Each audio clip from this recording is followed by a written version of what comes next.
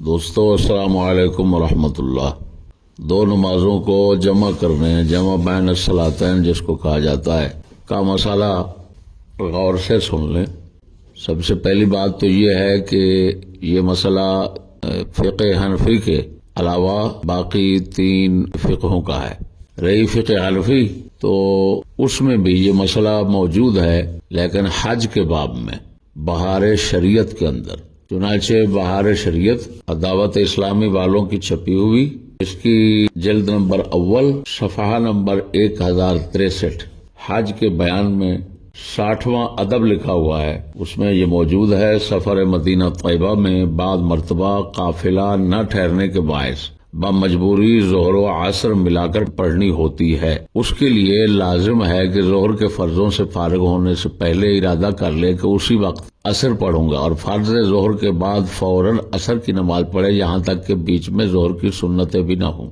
اسی طرح مغرب کے بعد عشاء بھی انہی شرطوں سے جائز ہے، اور اگر ایسا موقع ہو کہ عصر کے وقت ظہر یا عشاء کے وقت مغرب پڑھنی ہو تو صرف اتنی شرط ہے کہ ظہر مغرب کے وقت میں وقت نکلنے سے پہلے ارادہ کر لے کہ ان کو عصر اور عشاء کے ساتھ پڑھوں گا۔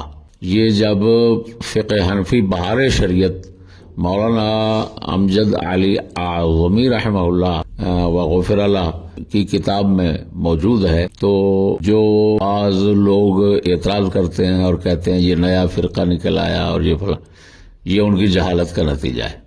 آگے اس کی وضاحت یہ ہے کہ اس کے جو سبب ہیں مجوز، اسباب مجوزہ جن کی بنا پر یہ جائز ہوتی ہے، وہ ہے عذر شرعی، اور عذر شرعی جو ہے اس کی چند صورتیں ہیں۔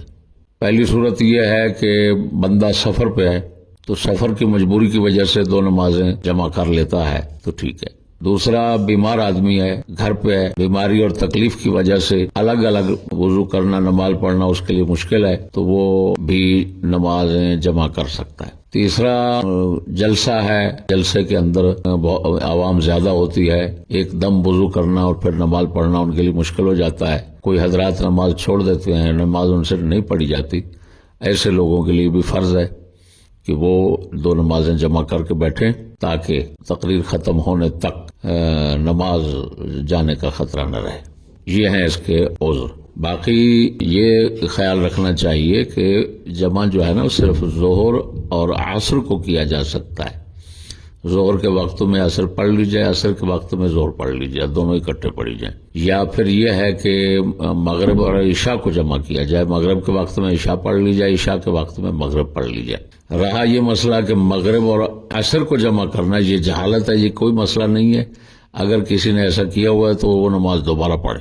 یہ ہے وضاحت اس مسئلے کی۔ ہمارے دوستوں کو یہ سننا چاہیے اور سمجھنا چاہیے، اور بعد میں یہ ایسے ویسے بغیر عذر کے گھر میں جمع کر لینا اپنی مرضی سے، یہ سخت گناہ کا کام ہے۔ جنہوں نے کیا ان کو نماز دوبارہ پڑھنی پڑے گی۔ فضل احمد چشتی سند اللہ۔